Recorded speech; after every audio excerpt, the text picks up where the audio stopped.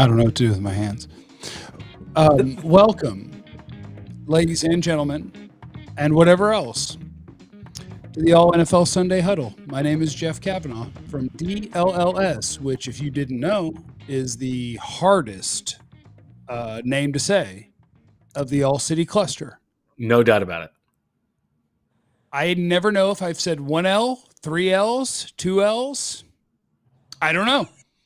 But I'm Jeff, and it's nice to see you guys.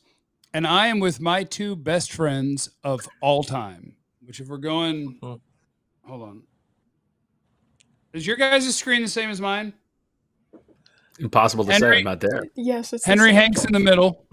I would imagine, yep. Okay, so Henry Hanks in the middle. Do you want Henry or Hank? Oh, either one works. Just depends on the vibes. It's a vibes company. Don't put that on me. And Bo Wolf is over. I can't make my hand go through Henry Hank, but he's all the way over there. Oh. Yeah, see, it's tough. Yeah, camera's there we go. I got you. Yeah. But it's nice to see you, man. That's right. There it goes. Yep. We are about to do the most professional recap of an NFL Sunday that you have ever seen in your life. And we want to welcome you. Don't put a solo shot on me. That's a terrible idea. This is a bookshelf behind me. I work for DLLS, which means that my Dallas Cowboys are ass. And they got smoked today because it's what they do. But they also scored with very little time left to where an onside kick could have made things interesting because that's also what they do. But I'm a sad man. I'm a sad man who definitely hasn't been drinking, but I'm excited to talk about all of the NFL things with friends, one of which is probably also going to be sad with me, Henry, and one of which will probably be okay, but maybe annoyed if I know Philadelphia well enough, and Bo. That's just my general state of being. It has nothing to do with the Eagles. Oh, son of a bitch. Well, hi guys. How are you? How are all the things?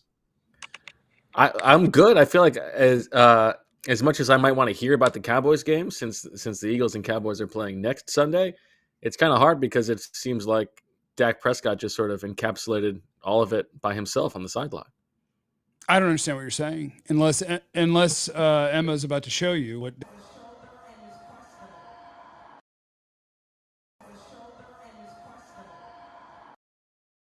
Said we're not doing great. Is that what that? It looked like it. We're not doing great. Like is what I read there. We've had better seasons. We've had better seasons. That's what I saw too. Oh, look at KG in the chat. KG's on the DLLS Mavs show and is also a wonderful Cowboys man. Shout out to Kevin Gray for being here. The Cowboys effing suck. Yeah. Dak nailed it. And I don't think we need to talk about the Cowboys tonight, honestly. I think if you guys have any other games you want to talk about that aren't the Cowboys, namely your own games, I think we should pick one game that none of us watched and just talk about that one. Okay. Oh, that's a good call. Colts Vikings. That just happened. I think the Vikings won. I think. They did. That's the only other one I got to lock into today. I actually got done writing. I think it was the fourth quarter of the Eagles game. I went down to the bar to close out, and there was an Eagles fan sitting there, and he also was very upset. And it was right when I think there was an interception that got called back. But he was having a bit of a meltdown. I think the vibes across all city are probably pretty rough today. But yeah, I mean, Vikings, Colts. Vikings do what they should do. Took them longer than it probably should. And that looked more like Thursday Night Football and Sunday Night Football to me. Okay. So I want to go to Bo because I do wonder. Okay. I live in Dallas. I've covered the Cowboys for 15 years, and I have a good sense of how Cowboy fan feels. And obviously every city has different versions of fans. There's massive homers. There's the people who are mad all the time. There's realistic people, all of it. But I also have a couple of my best friends on planet Earth are from Philly and now live in Dallas, and they're giant Eagles fans. And I feel like the Eagle fan or fan base is the most equipped to, even though, let me find what was the final score of y'all's game? Okay, well, it ended up close, but whatever. You guys, you had it won most of the way through and hung on and beat Jacksonville. I feel like Eagle fan is the one that is most likely to, after they've won, still boo their team. So, Bo, what I want to know is, after you win another game, you have a very good record. You're chasing after not just a division, but one of the best records in the NFC. I feel like Eagle fan could still be mad. How are the Eagles today? Well, they could definitely be mad at this game. I mean, this game ended, the Jaguars had 1st and 10 on the 13-yard line with like a minute 40 left, down 5 points. So they were on the brink of winning this game, and Nakobe Dean ends it with an interception in the end zone. So on the whole of the game, the Eagles did dominate. They outgained the Jaguars 447 to 215, so they more than doubled them up. It was 22-0 in the third quarter, and it looked like the game was over. And then they sort of started to collapse a little bit. A.J. Brown left the game with a knee injury and did not return. There's a chance he's going to miss some time, and he's their best player. So that's not great. And then Saquon fumbles the ball away. That is sort of a debatable call. He gets touched by a Jaguars defender on the foot, and then he runs into Landon Dickerson, and then he goes to the ground, and the ball pops out, and the Jaguars return it for a fumble, and that makes it 22-16. And all of a sudden, the Eagles start to turtle a little bit. They go for it on 4th and inches, but they don't tush push because they had gotten stopped on 2 tush pushes already in the game. And so instead of kicking a field goal to go up 8 points, they do this little rollout play that has not worked this season, and it didn't work again. And so the Jaguars had a chance to win the game. Now, there were also 2 of the coolest plays I've ever seen in this game. Saquon Barkley jumping over a guy butt first was awesome. Backwards and then DeVonta, badass. Yeah, like the ass hurdle. I mean, that's what it should be called. It was fantastic. And I love it because even if it doesn't work, the downside is you've just put your butt in a guy's face. That's also very funny. And then the touchdown catch from DeVonta Smith, that is the game-winning touchdown catch, was an insane one-handed, dragging his feet at the back of the end zone, one of the best catches I've ever seen from DeVonta Smith. So, we will remember this game for those 2 cool plays. And then Nakobe Dean, it's nice that he gets to end it. I actually do think that in this game, the frustration from Eagles fans is with Nick Sirianni's game management, which is not going to go away. That's probably going to be a problem for a long time. But if you zoom out, this was kind of it was unlucky that this game was as close as it was. I think under the hood, the Eagles were the far superior team in this game. And coming off the heels of last week's win in Cincinnati, which was their best performance of the season, I think the Eagles are feeling pretty good and they belong in that second tier of NFC teams behind the Detroit Lions. Okay, I that's awesome, because I was about to ask, what is the first tier, and is it just Detroit? And the answer was yes. I think so. So yeah,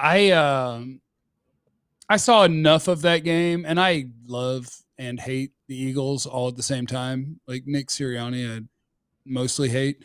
Sports hate. I want to be clear. Yeah. I want to be clear that it's sports hate. I don't hate anyone. Everyone deserves your love, your respect, and your empathy. But everyone? Most, you know what? That's a separate podcast. Okay. That's a separate podcast. Because kind of, but only kind of. Yeah, but I mean, DeVonta Smith is so good. A.J. Brown is so good. Mm-hmm. Jalen Hurts, I don't know. Nick Sirianni, I just sports hate. But that's the rules. That's the rules. I cover the Cowboys. I watch the Cowboys. The good news is that we suck, and so it doesn't matter. It's more of a Washington and Philadelphia discussion, and so who cares? But yeah, Philly's always been one of those teams that the last couple of years, it seems like at least from the outside looking in, it seems like the individual parts should be better than the whole.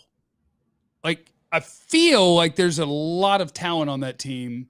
And even 3 weeks ago, it felt like that wasn't fitting. Although now we may be in a little bit of a different place where it's like, nah, it's kind of coming now. But even just a few weeks ago, it was just like, why aren't they? And definitely the second half of last year was like, why aren't you better with the individual players that you have? And even like most of last year, even when they were so good record wise, like the numbers under the hood were not as kind. They were winning a lot of close games that they didn't necessarily deserve to win. And so like the regression was coming, even if it was not supposed to be as apocalyptic as the end of season collapse was. And I do think like the start of the season, I totally agree with you that the team was not as good as it should have been talent-wise. And to be fair, given the fact that they had two new coordinators on both sides of the ball, we probably should have been a little bit more patient. But I don't think, there's no patient in Philadelphia. So we're not surprised that didn't actually come. But like on defense, for instance, they have all of these young parts and a brand new coordinator in Vic Fangio and like new position coaches all over the place. And it does seem like things are coalescing a little bit. Now, they have played a relatively light schedule of opposing offenses. Cincinnati last week was a good test, and they performed well. And the first like 7 possessions of this game for the Jaguars was like 6 plays, 3 plays, 3 plays, 1 play, 3 play, 3 play. Like they were dominating. The Jaguars could not move the ball. And so I think there is real optimism for the defense because they have been relatively healthy. They're young, and it does seem like they are getting better. On offense, if A.J. Brown misses time, that's going to be a real test because they have not been an elite offense when they don't have A.J. Brown. Saquon Barkley has been like way better than I could have expected. He looks awesome and makes plays every game that are like I haven't seen an Eagles running back do that since LaShawn McCoy, who was inducted into the Eagles Hall of Fame at halftime today. So it was kind of a nice little handoff to Saquon, who had 199 yards from scrimmage in this game. That said, like, Saquon has had a lot of work. He had 27 carries in this game. That's part of the reason that I think it was frustrating for Eagles fans because they were up 22 points in the third quarter. It looked like they could put their guys on ice in the fourth quarter, and then they had to scratch and claw just to come away with a win by the skin of their teeth. But I think big picture, with the Cowboys up next and then the Commanders after that, like we'll find out a little bit if they're really, really for real. Good luck. You got a juggernaut bearing down on you next week. Oh boy. Yeah, Henry. Yeah, interrogate Bo about his football team. The Eagles are not. Yeah, they're not good in Dallas or Arlington. Where were you going, Henry? Where were you going? Well, as an outsider, first of all, you'd be crazy not to be scared of the Eagles. Like, there's so much talent that if it does click, then they're going to be great. But they really remind me of the Ravens. And maybe that's just because the Ravens are kind of on my mind, having just played them today.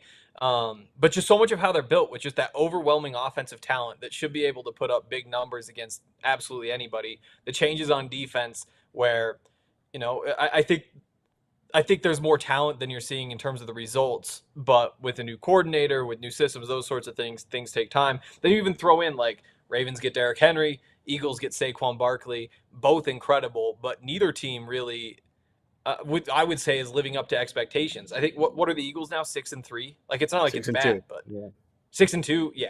But still, the vibes just aren't quite where you would think they would be. I guess some of that is you wind up having to pay guys who make a Super Bowl run, and you lose some of that depth, like a defensive line and even offensive line, but up through the middle on the defense in particular. Like, they aren't probably what they used to be, and I'm not sure that they can get back to that, where every single week they go out there and you just say, this is going to be a dominant football team that should win this game easily. But they're very much competitive. Like, there really shouldn't be a week where they don't have a chance, and in the NFL, that's kind of all you can ask for, I feel like. Yeah, I think my take on the Eagles the first 6 weeks was like the offense was hovering around like 10th in the league by most of the advanced stats, and that's not good enough given the talent they had, and we hadn't seen the ceiling. And I was like, when are we going to see the ceiling? We keep saying that if all these guys come together, like it's going to be really good, and we're not seeing it. The last 2 weeks on like a per drive basis, we've seen it a little bit more. This game, they were a little bit too conservative for my liking early in the game, but we saw it in spurts. I do believe like if the defense can continue to just incrementally improve and be around like 12th in the league, and the offense can be like around 5th, then yeah, I think they can be, especially if they win the division and get a home game or two, then I think they can be a real serious contender. And what makes it, at least to me, really interesting is when you look at the leader of the division right now, when you look at the Commanders who beat the Giants by 5 today, I feel like the first 4 or 5 weeks of the season, it was like this, holy crap, look at Jaden Daniels go. This is absolutely amazing. And now it's a little bit back to earth for a rookie quarterback, even though they are still winning. And so if you're a Philly fan or somebody who covers Philadelphia for a living, like my little Dallas brain, I find it still hard to believe that the team that is winning the division with a rookie quarterback and a rookie head coach and so many new pieces, that is something that is super intimidating or something that you can't overcome. And a few weeks ago, I thought Washington would win this division, but it seems like Philly is coming around to being closer to the sum of its parts. And that if I were a Philly observer, a Philly fan, a Philly whatever, that I would think, even though we're not in first at the moment, I think it's your division. I think if it's not your division, that's an upset. I think that Vegas agrees. I think Vegas still has the Eagles as favorites for the division right now, but I think it's closer to a toss-up. I do think that the Commanders' defense, without having watched all of their games, leaves me a little bit wanting. I think it looks like the Giants put up like equal yardage to the Commanders in this game, like over 300 yards. And that offense, having watched them a couple weeks ago, is terrible. So that doesn't bode well, I think. But I do like Jaden Daniels looks awesome to me. And it seems to me that when those two teams play, it'll be an offense fest. I'm also not familiar enough with the Commanders' schedule to know what advantage they have from getting a slightly easier schedule than the Eagles. But the Eagles' schedule is actually pretty friendly. Let's take a peek. Commanders remaining schedule: hosting Steelers, at Philly, hosting Cowboys. That's a big dub. Hosting Titans, they're going to win that by 100. At Saints, they're going to win that by 50. Hosting Eagles, hosting Falcons, at Cowboys. That is a pretty easy schedule. Pretty easy. That's a pretty easy schedule. Okay, so you guys need to win. I got the Commanders at plus 700. I think it was after week 1 or week 2. Oh, nice. Win the division. I'm feeling pretty good about it. Yeah, I like that. Good to hop on it. Yeah, you probably should. I mean, there's only 2 teams left. There's only 2 teams. Is it really? Left. Is it that hopeless? Is it that hopeless in Dallas? Absolutely. Yeah. I think people are coming around to. I would love to never talk about the Cowboys and just talk about the Broncos next, but we could talk about the Cowboys if we have to. I think people are coming around to realize that of all of the things Jerry Jones said this offseason, one of them was the truth and the rest of them was him selling things. This is a rebuilding year that he didn't want to say out loud, but he accidentally did once. And he said it before they signed the Dak Prescott deal because the Jerry Jones special is to try to turn the fan base against their best players when it's time to negotiate contracts and talk about how hard it would be to pay this guy X amount of money because then you couldn't have a good team around him. And that's a Jerry Jones special. And I also think they intentionally don't get their best player signed until the last minute, and then they get bent over and have to pay top of the market because of the way that they did it. But it keeps them in the headlines up until kickoff of week 1. They got their stuff done right before the season started, and I think that's intentional. But this was always going to be a year where they were not going to sign any big names that would require a big signing bonus because Jerry Jones is cheap, which doesn't make sense to a lot of people, but I promise they're cheap. When it comes to cash spending, the Cowboys are at the bottom of the league consistently. So like they do free agency bottom of the barrel. They don't make a bunch of trades.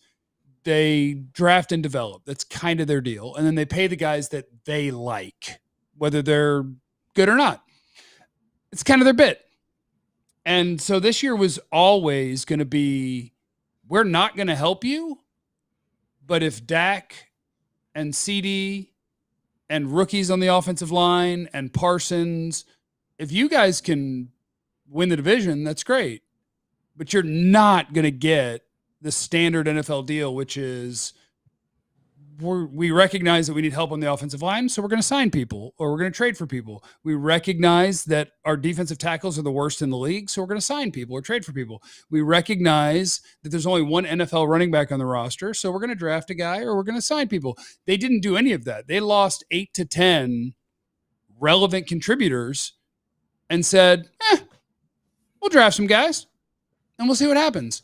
And so to me, it's not surprising what is happening to them this year, because this is the eat some of our bad contracts, carry over cap space, because we have other guys who are about to retire and or leave that we're gonna have to eat money for them. And it's kind of a reboot. And if our best players are good enough and we stay healthy enough and our young guys are good enough that we can win a bunch of games, great. But if not, that's fine, because this is our plan. And I don't think they pictured it being this bad. I don't think they pictured being this banged up. I don't think they pictured losing their top 4 defensive ends, all of them. And so it's worse than they expected. And that's why Jerry Jones is losing his mind. That's why a lot of people are losing their minds. But I'm not surprised where they are given the injuries. They were never trying. They weren't trying. They didn't try their best. And that's all I care about in sports. Did you try your best? The Cowboys aren't trying their best. And so that's where they are. And they get smoked every week. And it's so fun. I'm having a great time. The fans are having a great time getting smoked every week. But next week, they'll probably beat Philly by 40. That's possible. Wow. The Cowboys are going to get so destroyed by Philadelphia next week. And it's going to be the nail in the coffin. And it's a house of horrors for Nick Sirianni. What happened? That's a house of horrors for Nick Sirianni at stadium. Yeah, but it's a different team. Like the Cowboys lost their best running back and did not even try to replace him. What they replaced Tony Pollard with is so gross and so horrible and so awful. My theory is you have to try really, really, really hard to be bad at running back. I hate running backs, with all due respect. Like Saquon's great. I'm not a running back.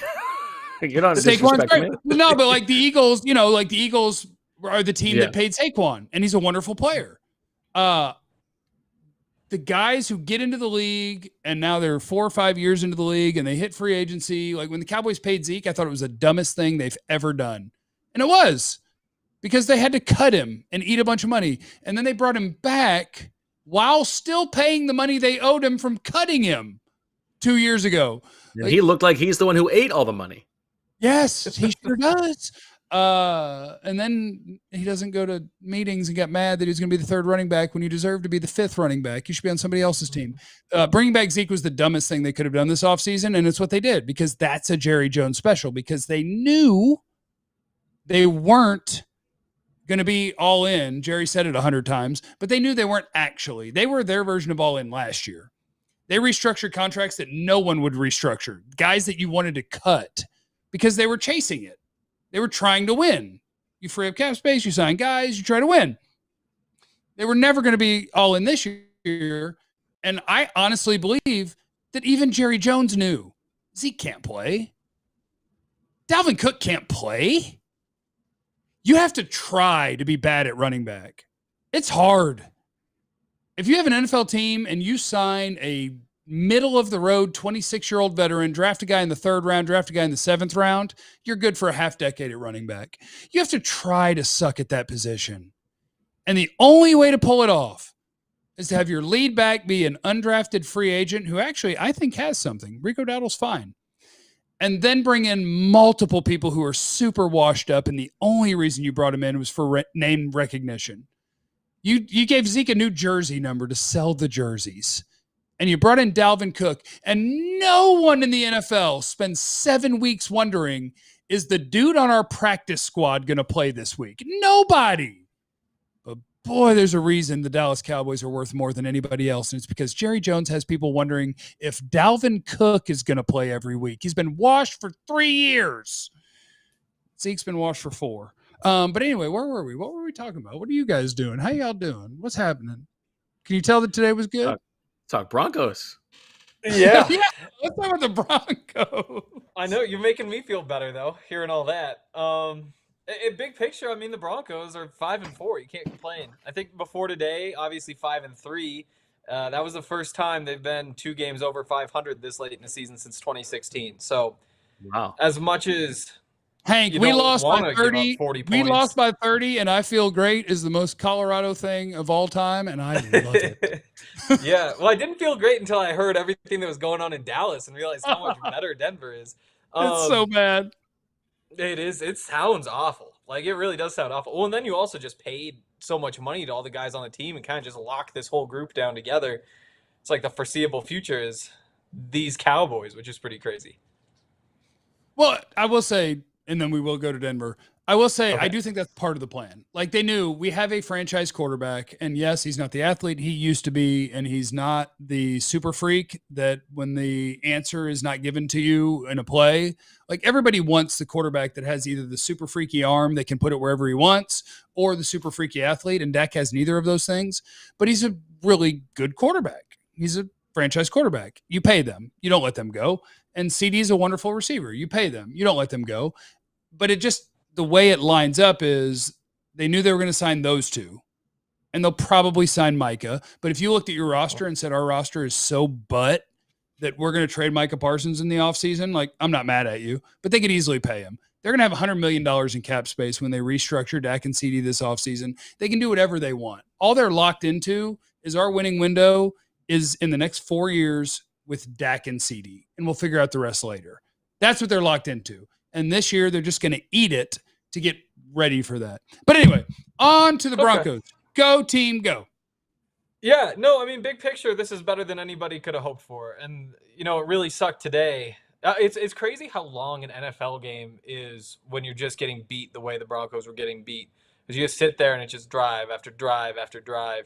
Especially, like, you see Lamar go out there. He's 16 for 19 today. And like, how many times you think you have that guy sacked and he just leaks out and all of a sudden there's somebody open? You know, Derrick Henry just doing his thing. The Broncos before today had been incredible against Derrick Henry. Played him 4 times, I think. Gave up like 3.1 yards per carry total through all those. But today, he ran all over him. They started out just trying to take the ball out of his hands. Like, they were just loading the box, getting close to the line of scrimmage. But then all of a sudden, there's playing soft zone behind, and Lamar's picking them apart. So then all of a sudden you have to back off, and you can't commit to stopping the run. And so they start running, and then you crowd back up and say, well, this time we'll play man. But then you start getting called for penalties and getting beat because, you know, Zay Flowers is fast, and just about Rashad Bateman's fast. It's just a really tough team to stop. And the Broncos came in with a plan, and the plan didn't work. A whole bunch of mistakes, obviously, but you know, forced a 3-and-out on the first drive and gave up 7 consecutive scoring drives. The offense, honestly, didn't look that bad for the most part. I guess Bo Nix overthrew 3 separate receivers in the end zone, which isn't ideal, but there were some other things they did well. Yeah, I think, again, big picture, you probably expected to lose this game. But you look at the teams trying to get into the playoffs in the AFC, and this is still by far the best chance the Broncos have gotten. And I think the 2 teams closest right now are the Bengals and the Colts, who are both 4-5. The Broncos at 5-4 aren't in perfect position to make the playoffs. You'd love to be 6-3 after this game today, and you certainly would have loved for it to not be a blowout. You don't want to lose by 30, but you know, you take your lumps and hope that all these young guys who are getting their first real opportunity to play in a game like this learn something and handle the Chiefs a little bit better next week. Playing the Ravens isn't fun. As somebody who watched his team play the Ravens, it's not a lot of fun. But the Cowboys pretended to make it close at the end. Like, oh, look at us. We scored while you guys weren't trying your best. Oh, my God, we recovered an onside kick. And oh, my God. And, like, at the end, it was like, well, technically you had the ball with a chance to go win the game. But, I mean, Lamar Jackson's a freak show. And I don't think, like, Derrick Henry is the opposite. Yeah, I'll just keep taking shots at Cowboys players. Like, there are guys drafted the same year as Derrick Henry, before Derrick Henry, that play the same position as Derrick Henry, that have been done as a good player for, I don't know, 3 years, give or take. And there's just there's a difference when you're a freak show that, unlike this guy who's a problem in the world, like somehow Derrick Henry is the guy that learned from the LeBron James train of thought and was like, oh, you know what I'm going to do? I'm going to commit myself to what I do for a living, and I am going to take care of my body. I'm going to spend a ton of money on it. I'm going to do all the diet and exercise. And so I'm going to be able to survive what happens to running backs in the NFL. And I'm going to be able to keep being good. And some guys just like to vibe and kind of get down and party and stuff. And then it probably won't last as long. And like, you can't do better as a running back who wants to go to the Hall of Fame and do everything and win everything, then when you become a free agent, go stand next to number 8 in Baltimore in the backfield. Yeah. Where teams have to worry about that dude at all times. I thought, I'm used to running backs when they get high usage, like, yeah, they're going to trend downward. When Derrick Henry signed with Baltimore, I went, oh God, he's not going to trend downward. What a dream. What a dream for a badass running back to stand next to Lamar Jackson. And we both had to play him. Bo, you guys haven't had to play them, do you? Do you have to play them? It's not fun. The Eagles do play them later. Yes. Okay. It's not fun. It's not fun. You're not going to like it. It's unique. You might like it. It's not fun. It's just so tough. I mean, it's different for the Broncos too, coming off games against the Panthers and the Saints, because those teams, you don't really need a game plan. You just kind of go out there and you should just be able to push them around. What was that exactly what happened? And then what an insult! Those teams, you don't even need a game plan. That's so funny. No, you literally just show up. You can push them back. You can run for 5 yards a pop. Defensively, there's nothing that scares you. But then you play a team like this, and you just have to be so particular. And so you decide, we're not letting Lamar run. We're not letting Derrick Henry run. Lamar finishes with 15 yards per pass attempt. And so because of that, you start sitting back, and all of a sudden you got Derrick Henry running, and there's just no way to take away both of those guys and still have anybody left to handle the rest of the weapons they have. Because again, they're just so fast everywhere else. So it's going to really suck playing them. Yeah. Ravens. Okay, let's play a little around the NFL game because we've handled all of our teams. Ravens, Chiefs, obviously, Lions. If I take those 3 teams, do you think I've picked the teams that are in the Super Bowl? If I get Chiefs, Ravens, Lions? I mean, I guess I would take the field, but how far down? Like how far down? I guess that's like Lions and like the Eagles are good. They have a good record. They're capable. They have a good roster. Do you look at the Lions as if my team lined up and played the Lions tomorrow, you think you would get smoked?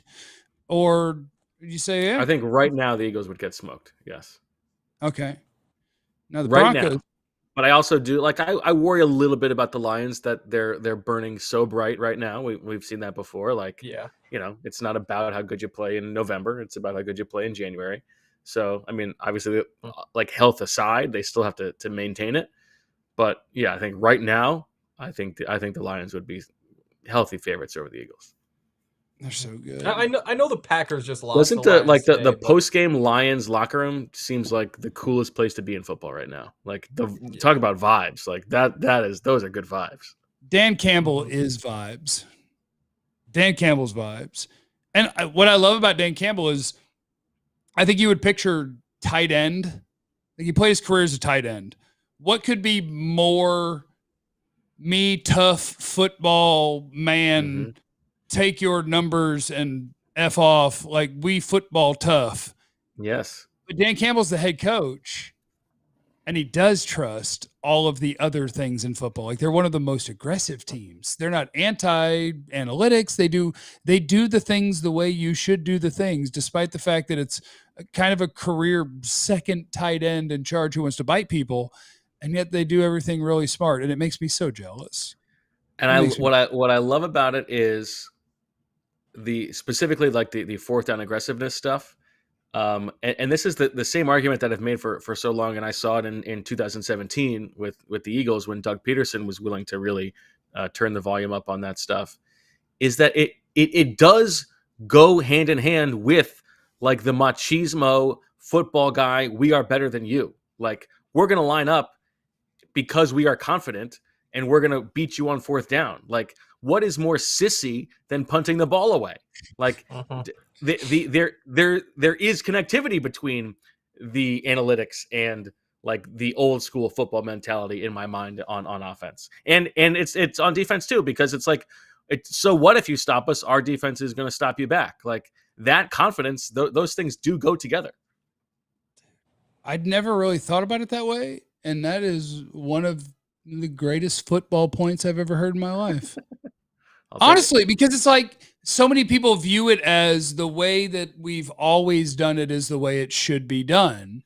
And like coaches will get fired for doing something that I hate the word analytics because it just makes people turn against it immediately. Yes, exactly. Yes. And so it's like what makes sense mathematically, statistically, what is the right thing to do?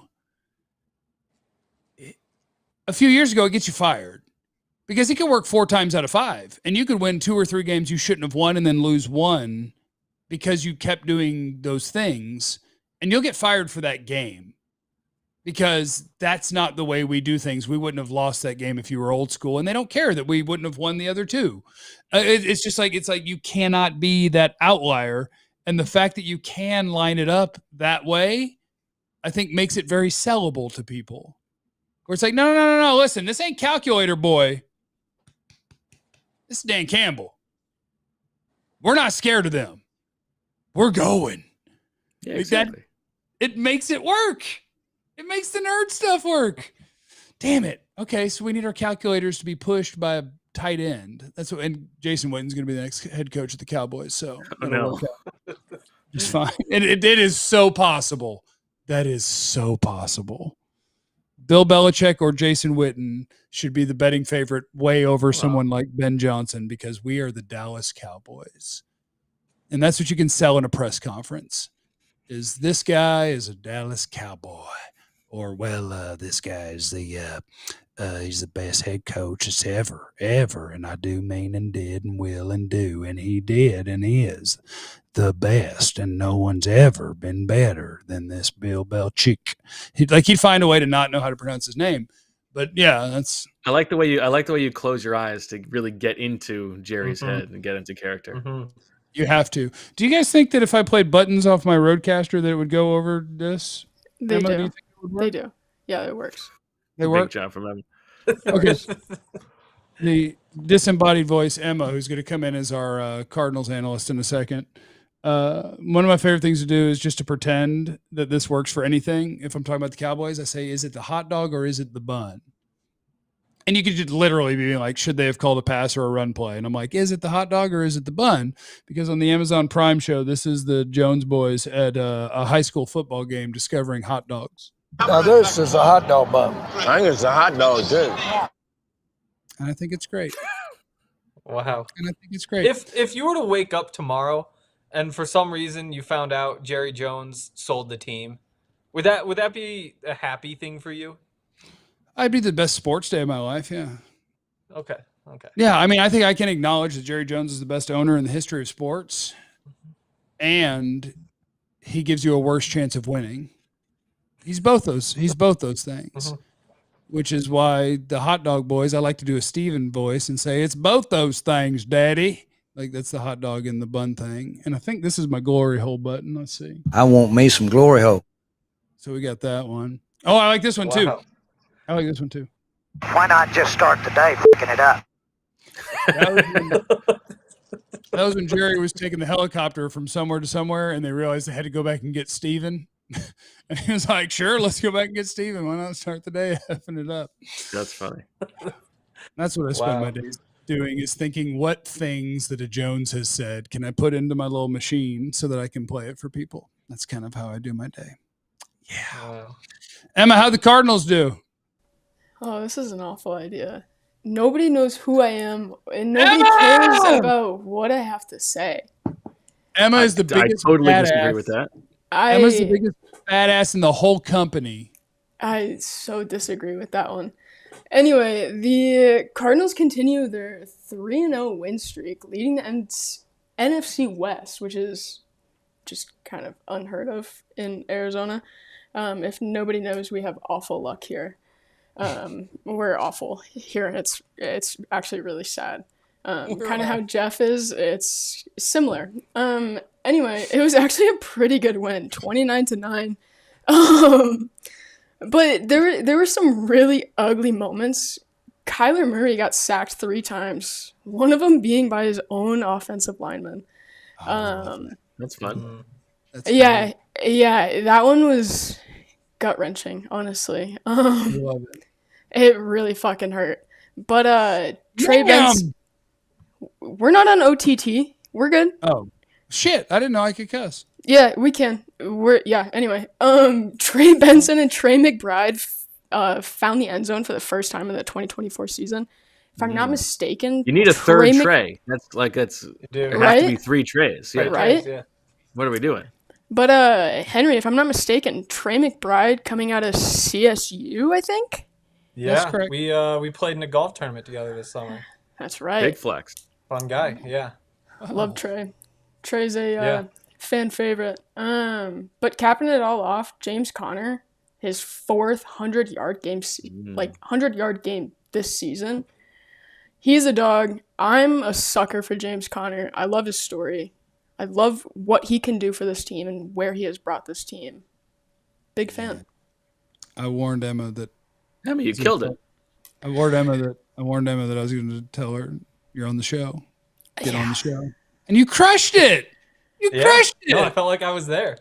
I felt like I was there. Well, actually, shocking fact. If you looked at any of the footage or any highlights or anything, or if you tune into our CHGO guys, they were making it pretty apparent. It was definitely 80-20 Chicago. It looked like a Chicago home game, which it's kind of known in Arizona that all of the Chicago fans are there, unfortunately.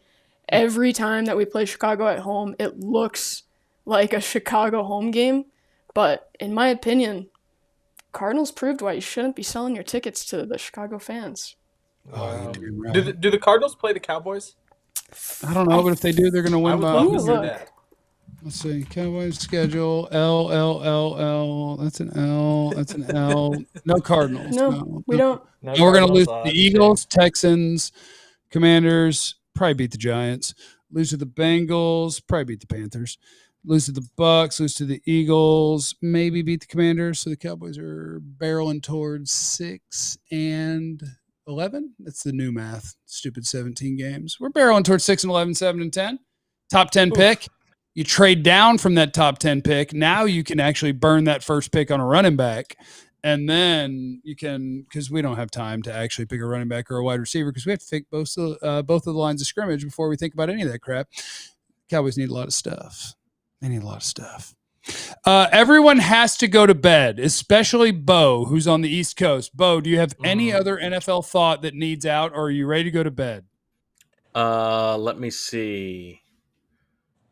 Yeah, the Colts had their worst offensive performance of the season. So what was it worth benching Anthony Richardson for? Okay. That is pretty crazy. The only thing I can think of is, so it's like 7-0 at halftime or whatever, and obviously a 7 is a defensive touchdown.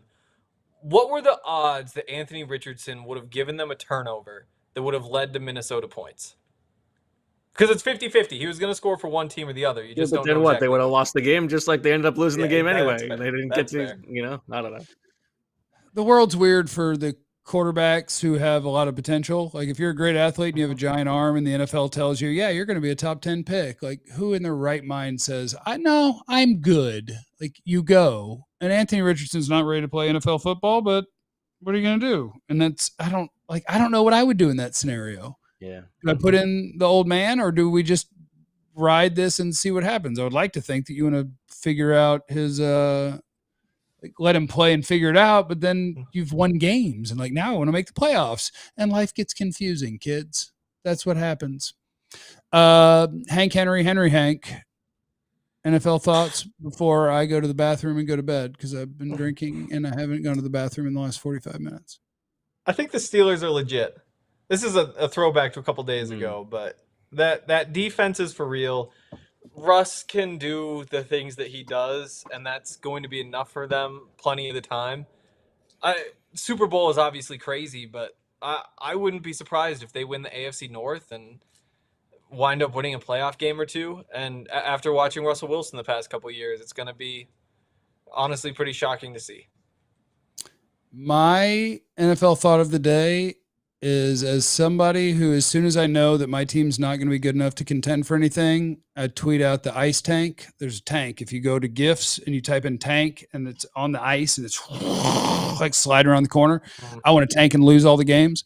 So today there were games I was watching and cheering for, and two of them went my way. I would like to congratulate the Panthers on their win and the Titans on their win as my Dallas Cowboys attempt to catch you for the number 1 overall pick, as they both won their second game of the season. We got you in our sights now. Yeah, there are now 1, 2, 3, 4, 5, 6, 7, 8, 9 teams tied with 2 wins. We're coming for all ridiculous. Of you. I hope that's why the Broncos think they're going to playoffs. Yeah. And who would have thought? Like that seems ahead of schedule, at least to me, and good for them. It's a party. All right. I hope you guys have the best night ever. I just want you to know that. I hope both of you have the best night ever. Emma, I hope you have the best night Thank ever. you for leading the way. I didn't. I have no idea what happened, but we did it. We did a show, and it was the ALL NFL Sunday Huddle, and that's what we did. Make sure that you follow Bo on Twitter at Bo_Wolf. Make sure that you, and that's with a U, not no. That's right. Make sure, gets people. Make sure that you follow Henry Hank at Henry Chisholm, and that's an H after the S, just so you know. And after the C. And after the C. The H's and are everywhere. To start. And you can, everywhere. God, there's so many H's. And you can follow me at Time for Jeffrey. And then now I'm going to leave you with my sign off, which even when I've been drinking, I realize that empathy is important. Remember that you have no idea what anyone's going through. So be cool to everyone. We love you. Be easy. We all silly like the mayor.